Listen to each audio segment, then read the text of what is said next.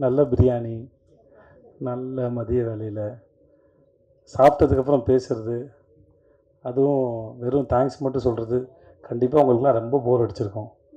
இது எப்படி உட்காந்து தூங்காமல் கேட்டீங்கன்னு தெரியல. முதல்ல அதுக்கே ரொம்ப நன்றி.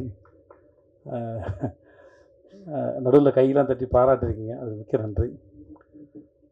இந்த படத்தை கேட்கும்போது ஒரு பெரிய பிரமிப்பும் நம்பிக்கையும் இருந்தது. இது எப்படி சாத்தியமாக போகுது அப்படின்னு ஒவ்வொரு படத்துக்கு முன்னாடி ஒரு பெரிய கேள்வி இருக்கும். சரி, நடித்து முடிச்சிருவோம். ஏன்னா இப்போ கதை கேட்கும்போது மட்டும்தான் அந்த கதையோட அட்ராக்ஷன்ஸு, அதோட வேலை அந்த கதை அட்ராக்ட் பண்ணக்கூடிய பாயிண்ட்ஸ் எல்லாம் தெரியும். நடிக்கும்போது தெரியாது, அது வெறும் கால்குலேஷன்ஸ் மட்டும்தான். நடித்து முடிச்சதுக்கப்புறம் எனக்கு சுத்தமாக தெரியாது இது எவ்வளோ தூரம் ஒர்க் அவுட் ஆகும். ஒரு 5% தெரியலாம். அப்புறம் வேறு யாரையாவது கூப்பிட்டு வந்து அவங்க பார்த்து எடிட்டரை கேட்டு, எடிட்டர் அசிஸ்டன்ஸ் கேட்டு, இந்த மாதிரிலாம் கேட்டு தான் இந்த சீன் ஒர்க் அவுட் ஆகுதா, அது புரிஞ்சிருக்கா அப்படின்னு யாரையா கேட்டு தெரிஞ்சுப்பேன் மொழிய. ஆனால் அந்த கேட்குற ஒவ்வொரு பாசியும் மொத்த மாலையாக கற்பனை பண்ணவே முடியாது மனசில். ஸோ ஆனால் ஓரளவு நம்பிக்கையோடு தான் நாங்கள் இருந்தோம். உங்களுக்கு ஷோ போகிற முன்னாடி வரைக்கும் நிறைய பேருக்கு போட்டு காமிச்ச ஒரு நம்பிக்கையில் உங்களுக்கும் பிடிக்கும். ஒரு ஆவரேஜ் இல்லை அபோவ் ஆவரேஜில் இந்த படம் வந்து எங்கள் தயாரிப்பாளருக்கு போட்டு காசை எடுத்து கொடுத்துருவோம் அப்படின்னு ஒரு நம்பிக்கையில் இருந்தோம். ஏன்னா என்னுடைய முந்தைய படங்கள்லாம் சரியாக போகாதனால இன்னொரு நண்பர் சொன்னார், இந்த மாதிரி என்னோடய படம் ஒரு பேனர் ஏற்றும்போது விஜய் சேதுபதிக்கு இனிமேல் பேனர் ஏற்றினா கூட்டமாக வரப்போகுது அப்படின்னு ஒரு 2-3 படத்துக்கு முன்னாடி சொன்னதாக என்கிட்ட சொல்லும்போது நானும் ஒரு வேளை என்னன்னு தெரியல, ஒரு கணக்கெலாம் இருக்கலாம். பட் அதெல்லாம் யோசித்து இந்த படத்தை செய்யலாம் இல்லை.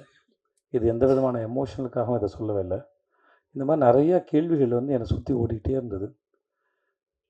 அந்த கேள்விகளுக்கு பதில் சொல்வதற்காக மகாராஜா பண்ணலை. ஏன்னா அந்த எண்ணத்தில் பண்ணால் அது உருப்படாது. அதனால் அப்படிலாம் யோசிச்சு எதையுமே பண்ணல.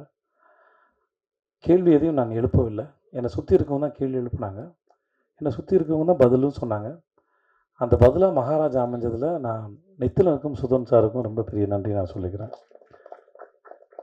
நீங்கள் படம் பார்த்து முடித்து அன்றைக்கி நடந்த ப்ரெஸ் மீட்டில் கேள்விலாம் கேட்டு அப்படிலாம் போனோட அன்றைக்கி நான் ரொம்ப சந்தோஷமாக இருந்தேன். ஏன்னா நீங்கள் எல்லாருமே கேள்வி கேட்டாலும் சிரித்த முகத்தோடு சந்தோஷத்தோடு எனக்கு கேட்டுட்ருந்தீங்க.